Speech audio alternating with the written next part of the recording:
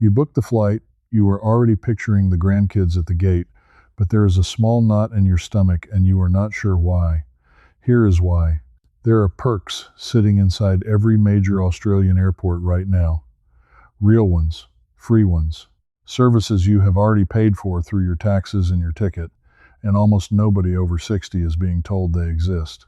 I found this out the hard way, standing in the Sydney domestic terminal a couple of years back, watching a woman about my age nearly miss her flight because no one told her she could have asked for help days earlier. So today I am going to walk you through 7 of them, and there is one at the end, tied to a program most people have never heard the name of, that could save you and someone you love hundreds of dollars on a single trip.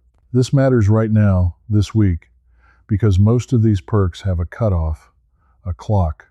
If you do not ask before a certain point, you lose them for that flight completely. And this applies to you whether you fly twice a year or once a decade, whether you feel perfectly fit or you have started to slow down a little. Stay with me, because the part that protects your wallet the most comes last. Let me start with the one that catches the most people, and the one that stung a friend of mine badly. You assume that if you need a bit of help getting through a big airport, you just turn up and ask on the day. That is what most of us grew up believing. You rock up, you explain, someone sorts you out. That is not how it works anymore. And the gap between what you expect and what actually happens is where people get hurt. Every major Australian carrier offers what is called special assistance or specific assistance. Qantas, Virgin Australia, Jetstar, Rex. This is a free service. It covers a wheelchair from the curb, help through security, someone to walk you or push you to the gate, help boarding the aircraft, and someone waiting for you at the other end to get you to baggage and out to the taxi rank. It covers you if you cannot walk long distances, if you tire easily, if your eyesight is not what it was, if you have a heart condition, if you simply cannot stand in a long queue anymore. But here is the catch that nobody says loudly enough. You have to request it in advance. For most airlines, that means at least 48 hours before your flight departs. Some ask for 72 hours if your needs are more involved. If you turn up on the day and ask, they will try, but they are not obligated to have anyone free. And at a busy terminal on a school holiday, they very often do not. My friend, let us call him Ron, is 73, dodgy hip, sharp as a tack. He flew from Brisbane to Melbourne to see his daughter. He figured he would just ask at the desk. The desk was slammed. There was no chair available. He walked what felt like a kilometer to that gate, had to stop 3 times, and by the time he sat down on the plane, he was gray in the face and shaking. He told me later he honestly thought he was going to have a heart attack in the terminal. All of it avoidable. All of it free. He just did not know there was a phone call he was supposed to make 2 days earlier. So the fix is simple, and you can do it today. When you book, or any time up to 48 hours before you fly, you ring the airline's specific assistance line, or you tick the assistance box in your online booking, and you tell them exactly what you need. You do not need a doctor's letter for basic mobility help. You do not need to prove anything. You just ask. But this is where it gets frustrating, because knowing to ask is only half the battle. The other half is whether the airport will treat you with dignity when you get there, and that is a fight that has been going on quietly at the highest levels of government. Let me show you what I mean. For years, older and disabled Australians were left stranded, forgotten in wheelchairs on jet bridges, or told at the gate that the assistance they booked simply had not shown up. The complaints piled up, and in August of 2024, the federal government released something called the Aviation White Paper. Inside that document is a commitment that should make every single one of us sit up. They announced a new aviation industry ombud scheme and an aviation customer rights charter with stronger rules on accessibility, because the current system was failing people like us so badly that they had to step in. Read that again. The government wrote down, in an official white paper, that airlines were treating disabled and older passengers so poorly that a new watchdog was needed. That tells you everything about how seriously you should take booking your assistance properly and how much you have been left to fend for yourself until now. So the takeaway from perk number 1 is this. The help exists, it is free, but the responsibility to ask early sits entirely on your shoulders. And the day after that 48-hour window closes, your options shrink dramatically. Mark it in your calendar the moment you book. Now, here is a perk almost no one over 60 knows about, and it is one of the most quietly powerful things I have found. You do not always want to explain your business to a stranger at a busy counter. Maybe your hearing is going. Maybe you get anxious in crowds now in a way you never did at 40. Maybe you have the early stages of something and you just need people to be a little more patient with you without having to announce it. There is a way to signal all of that without saying a single word. It is called the Hidden Disabilities Sunflower. It is a plain green lanyard covered in little yellow sunflowers, and you wear it around your neck. It started overseas and it is now running at major Australian airports including Sydney, Melbourne, Brisbane, Perth, Adelaide, and the Gold Coast.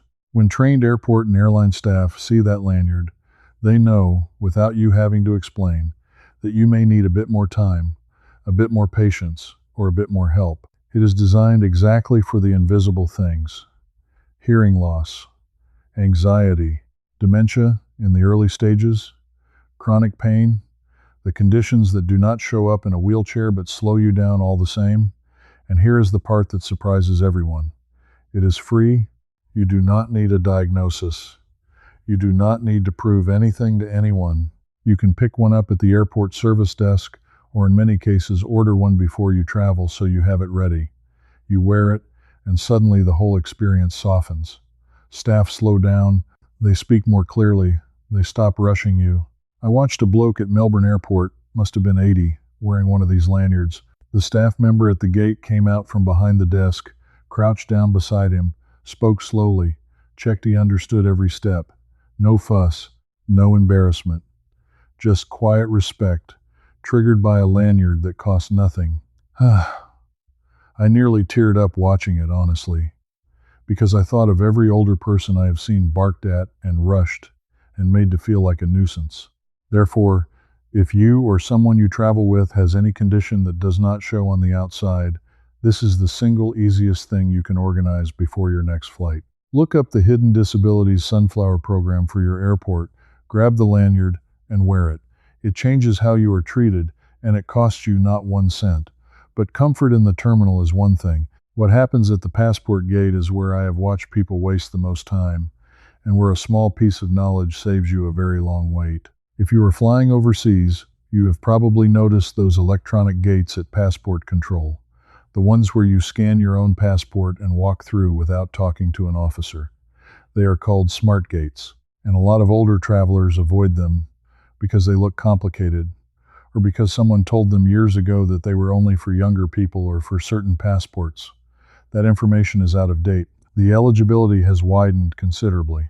Australian e-passport holders can use the smart gates coming and going, and the age you can use them from has been lowered over the years.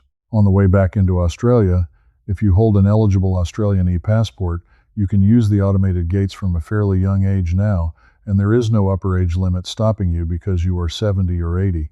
If your passport has that little camera symbol on the front cover, it is an e-passport, and it will very likely work in the gate. Why does this matter to your hip pocket and your peace of mind? Because the man counters are where the long queues form. I have stood in international arrivals watching a snaking line of exhausted travelers at the staff desks, while the smart gates a few meters away had barely anyone using them, purely because people did not realize they were allowed or were nervous about the machine. If you are tired, jet-lagged, and your feet are swollen after a long flight, saving 40 minutes in a queue is not a small thing. It is enormous. And if the machine cannot read your face because of the angle, or you wear glasses, there is always a real officer standing right there to wave you through. You lose nothing by trying it. So next time you fly internationally, look for that camera symbol on your passport and walk to the smart gate with confidence. Now therefore, let me turn to the money, because everything I have told you so far saves you comfort and time. This next one saves you actual dollars, and it is one of the most misunderstood rules in all of air travel. You have a walking frame, or a wheelchair, or a mobility scooter, or a CPAP machine for your sleep apnea, maybe a portable oxygen concentrator, or a nebulizer, and you have been quietly dreading the cost because you assume all of that counts as your luggage, and you are terrified of those excess baggage fees that can run into hundreds of dollars. Here's the truth that airlines do not exactly shout from the rooftops. Your essential mobility aids and your medical equipment do not count towards your normal checked baggage allowance.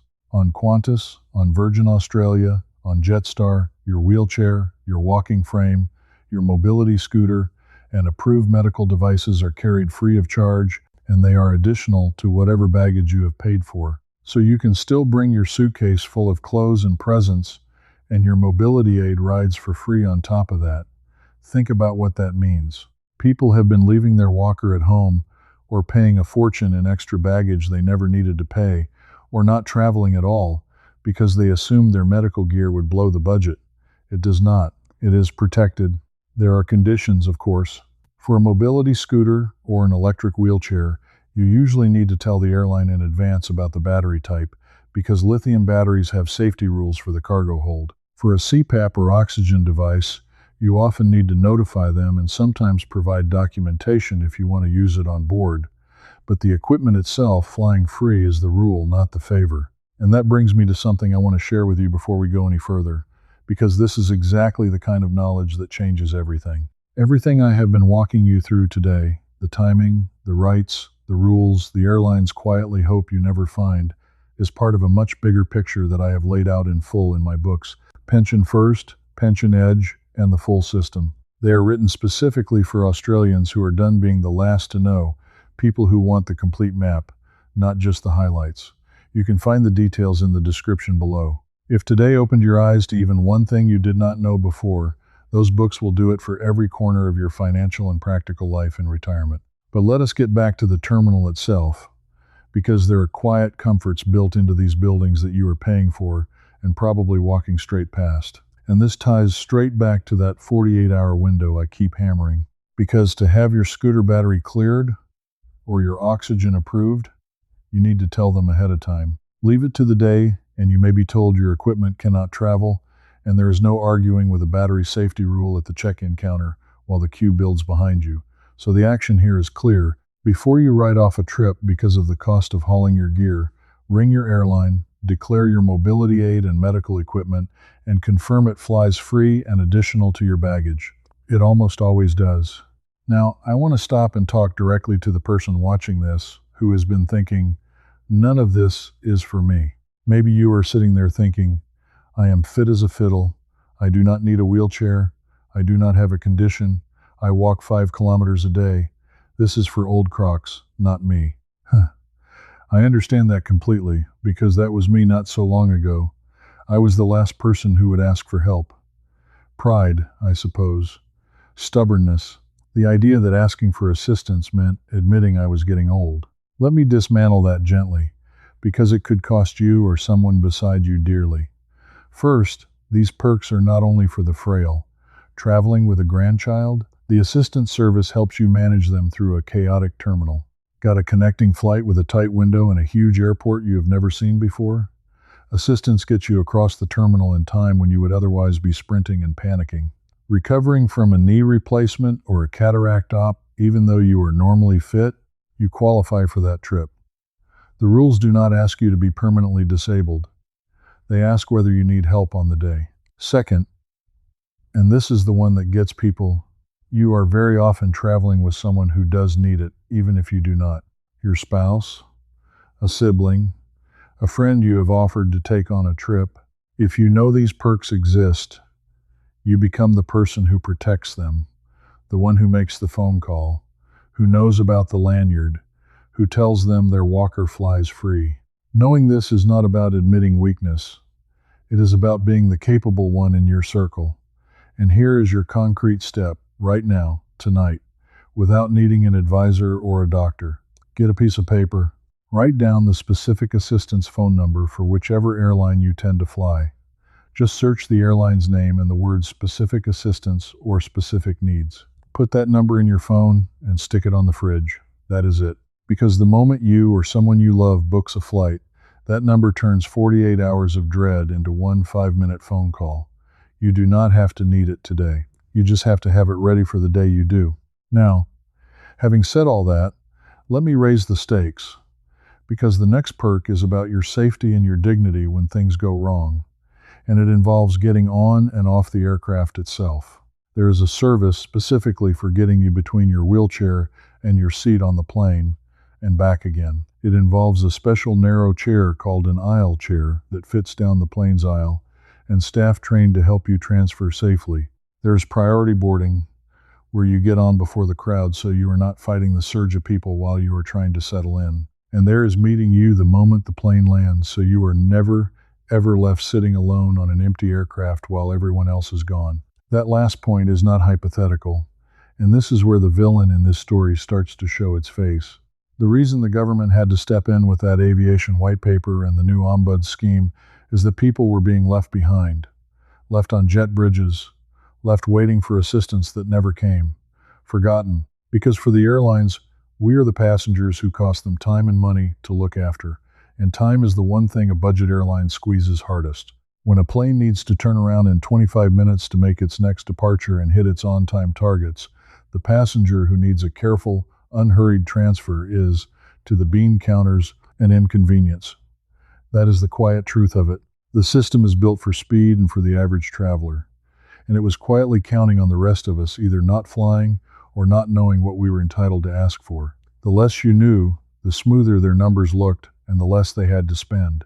But the law is actually on your side, and it has been for a long time, which is worth knowing. There is a set of rules called the Disability Standards for Accessible Public Transport, which came into force back in 2002 under the Disability Discrimination Act. Those standards apply to airlines and airports, and they set out obligations about accessible services and equal treatment. Combined with the new Aviation Customer Rights Charter coming out of that 2024 white paper, you are not begging for a favor when you ask for assistance. You are claiming a service you have a right to. That changes how you walk up to that counter, not as a nuisance, as someone who knows the rules. So when you book your assistance, be specific. Say you need help transferring to your seat. Say you want priority boarding. Say you want to be met on arrival. The more precisely you name it, the more likely it is delivered, and the harder it is for anyone to pretend they did not know. Big airports are exhausting. The noise, the lights, the crowds, the endless walking. But most major Australian airports now have facilities designed for exactly the people who find that overwhelming. There are quiet rooms and sensory spaces tucked away from the chaos where you can sit in calm before a flight. There are companion care rooms and accessible bathrooms with more space and proper support rails, often opened with a special key. There are hearing loops at many service desks and gates, so if you wear a hearing aid with a telecoil setting, you can actually hear the announcements and the staff clearly instead of straining through the din. Most people never find these because they are not advertised at eye level with big flashing signs. You have to know to look or to ask at the information desk. And the information desk staff, in my experience, are wonderful once you approach them, but they are not going to chase you across the terminal to tell you the quiet room exists. So before you fly, do one small thing. Go to your departure airport's website and search their accessibility or special assistance page. Every major Australian airport has one. It lists the quiet rooms, the accessible bathrooms, the assistance services, the parking drop-off zones set aside for people with mobility needs, and often a phone number for help within the terminal itself. 5 minutes reading that page before you leave home turns a frightening building into one you can navigate calmly. And that brings me to the last one, the perk I promised you at the very beginning, the one that can save you and the person you love the most actual money, and the one almost nobody explains properly. If you have a significant and permanent disability, and you genuinely cannot participate in the community without a carer or a companion by your side, there is something called the companion card. It is issued through your state or territory government, and it is free to apply for and free to hold. What it does is remarkable. When you go to a participating venue or use a participating transport operator, your companion, the person who has to be there to help you, gets in or travels without paying a second fare or a second admission. You pay for one, your carer's ticket is covered. Now here is why this belongs at the end. People think of the companion card for the zoo, the theater, the footy. What they miss is that participating transport operators are part of the scheme too, and that can extend to travel where a carer's fare would otherwise double your cost. For an older couple where one partner is the full-time carer for the other, Being able to have that carrier travel without a second full fare on participating services is not a small saving. Over a year of appointments, trips, and visits, it adds up to hundreds, even thousands of dollars that you were never told you could keep. And the reason this stays hidden is the same reason all of it stays hidden. Nobody whose job it is to sell you a ticket has any incentive to tell you that a second ticket might be free. That knowledge only comes from digging, from reading the fine print, from someone like me who has spent far too many hours on government websites so you do not have to. So here is exactly what to do this week. Search the words companion card and your state or territory. New South Wales, Victoria, Queensland, wherever you are. Read the eligibility. It is aimed at people with a significant, permanent disability who need attendant care support. If that is you or the person you care for, apply. The card is free. And once you have it, always ask at every venue and every transport operator whether they accept the companion card, because the ones that do will not always volunteer it. You have to ask, but now you know to pair that companion card with everything else I have told you. The free assistance booked 48 hours ahead, the sunflower lanyard that costs nothing, the mobility aid that flies free and does not touch your baggage allowance, the smart gate that saves you 40 minutes on the way home, the quiet room you found by reading one web page. Put all of that together, and a trip that once felt impossible or humiliating or too expensive to even consider suddenly becomes something you can do with your head held high. That is the shift I want for you. From standing in a terminal feeling like a burden nobody warned, to walking in knowing exactly what you are owed and exactly how to claim it. Because here's the feeling I want you to carry out of this video. You were never meant to know all this. The system was quietly built on the hope that you would stay home, or pay too much, or struggle in silence rather than ask. And you just took that power back for yourself and for the people you love. You are the kind of person who refuses to be caught out by rules that were changed and buried while nobody was looking. That is exactly who this channel is for. Ordinary Australians who read the fine print and look out for each other. So tell me this in the comments.